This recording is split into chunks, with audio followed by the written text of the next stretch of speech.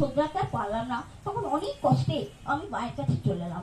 আমার ভালো লাগে না বিয়ে করতে। আর বলছে এই জীবনটা কি করে কাটাবি, মা যখন থাকবে না কি করে। উকিল খুব বোঝালো, আমাদের দেবযানী মা আছে, আরো আছে অনেক দুর্বল পাড়ায়, ওকে বোঝালো, ও বোঝে না। আর ও বোঝে না, ভাববে আমরা দিতে চাইছি না, আমি দিতে চাই।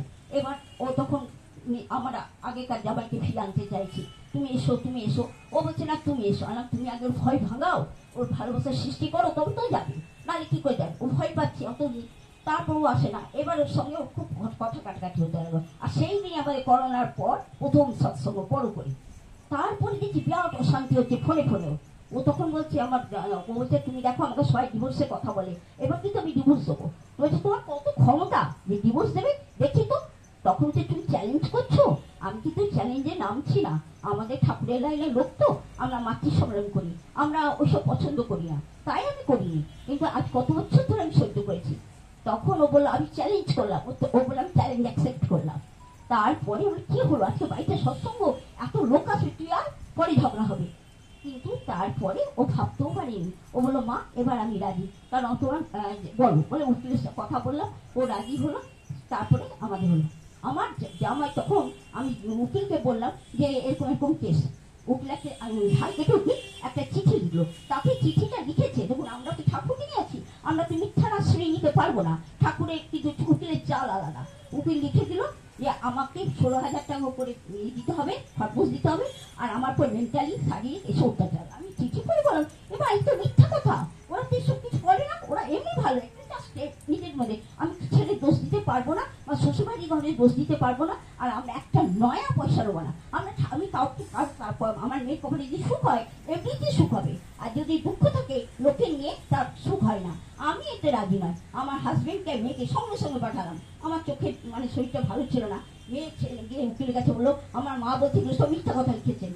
বলছে তোমার মা আর বাবা কোথায় কত বছর এই মেয়েটার জীবন নষ্ট করবেন, আজকাল বর্তমান যুগে এইটুকু বয়সে মেয়েটা এই অবস্থায় আছে, আপনি কি। তারপর বলে কেন এই চিঠিটা যদি না দেখেন তাই মিউচুয়াল ডিভোর্সেও রাজি হবে না। তখন আমরা মিউচুয়ালি চেয়েছি, আমার মেয়ে বলেছিল তোমাকে একটা নয় করতে হবে, তার মিউচুয়াল ডিভোর্সের আগেও আমার একটু তোমার কাছে কোনো দাবি দাবা নেই। কিন্তু আমরা দাবি, ও যে কেসে ছিল না, যা চাইতাম তাই পেতাম। কিন্তু আমি তো নেবো না, কারণ আমি বিবেকের জ্বালায় জ্বলবো, অনুসূচনায় সচিত হবো, কারণ সে তো কষ্ট করে ইনকাম করে, সেও কলেজের প্রফেসর, যাই হোক যাই করুক সে কষ্ট করে করে। তারপরে উকিল যখন বললো যে ঠিক আছে, যখন নেবেন না তখন মিউচুয়াল ডিভোর্স তাকেই হয়ে যাবে। এইবারে ও আচার্যদেবের কাছে যে ওখানে অনলাইনে জানালো যে আমি এরকম ইয়ে করছি, তখন আচার্যদেব বললেন তুই যদি ভাবিস ওর সাথে ঘর করা সম্ভব নয় তাহলে তুই ভালো উকিলের সাথে, দেখুন আচার্যদেবের কথা কি, আর এটা হচ্ছে ডিবক্স করতে গিয়ে বলছে তুই যদি ভাবিস তাহলে তুই ভালো উকিলের সাথে যোগাযোগ কর। আর হাইকোর্টের উকিল চেয়েছিল 21 থেকে 25,000 টাকা। আর যে উকিলটা পরে পেলাম ব্যাংসাল কোর্টে, সে আমার একটা গুরু বনে গেল, বলে এত টাকা চাইছে, আরে মিউচুয়াল তো কিছু কিছু দিচ্ছিস না, আর ছেলেরই তো সব রকম দোষ, তা তুই তার তো সবই হইবে, তোর 8,500 টাকা হবে। তাই আমি বললাম দেখো শম্পা আমি তো যেতে পারবো না, তোমাকে যেতে হবে না কাকিমা, তুমি চুপ করে বসো। ও একদিন দেখালো মেয়ে একা একা যাতায়াত করলো। তারপরে যাই হোক ওরা খুব খুশি, বলছে মিউচুয়াল ডিভোর্স যে হয় তার অবশ্য আগেকার শ্বশুরবাড়ি লাগে অবাক, বড় যা সব কাঁদছে মাসি মাসি করে। আমরা কি করবো বলো, তোমরা আমরা ঠাকুরবাড়ি রেখে দিয়েছিলাম, সস্তনী রেখে দিয়েছিলাম, এ ভাগ্যের লিখন, আমারও ছাড়ার ইচ্ছা ছিল না। কিন্তু তোমার যেমন একটা সংসার কি করে বাঁধতে হয়, একটা সন্তান দিল না, শুধু সন্তান নয় একটা ভালোবাসা মেয়ে যা চায় তাও পেল না। আমাদের সোমনাথ ভাই হাওড়া থেকে গেছিল, ও তো ডাইরেক্ট সবার সামনে অপমান করলো ছেলেকে, বললো তোমার লজ্জা করে না, অনেকদিন আগে বলেছিলাম তুমি এত বছর বিয়ে হলো কি করলে, তুমি রাগ করেছিলে। দাদা ভাই সব জামাইকে অপমান করে, জামাই কিছু করতে পারছে না, জানি না কি কেন হলো, কি কারণ তাকে দোষও দিচ্ছে না, সে অসভ্য আচরণ করেনি, কাম ছিল মানে মনটা ইয়ে হয়ে গেল, যাক সব জায়গা হয়ে গেলো, মিটার বসে একটা পয়সা নিয়ে।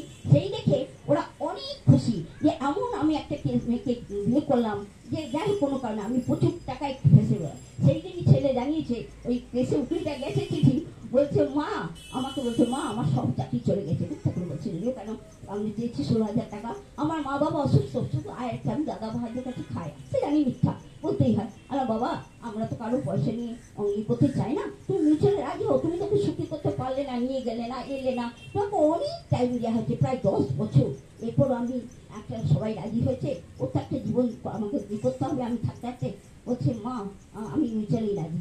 মিছিলে রাজি হলো। লাস্ট যেদিন কোর্ট ফাইনাল মানে করছে, তখনও মেয়ে বিবেকের সচেতনায়, কারণ আমরা ঠাকুরের লোক, ঝপাঝপ কথায় কথায় আমরা জীবন দিতে পারি না। ও তখন বললো, মা আমি নয় রামকৃষ্ণ সাধমাই হয়ে থাকবো,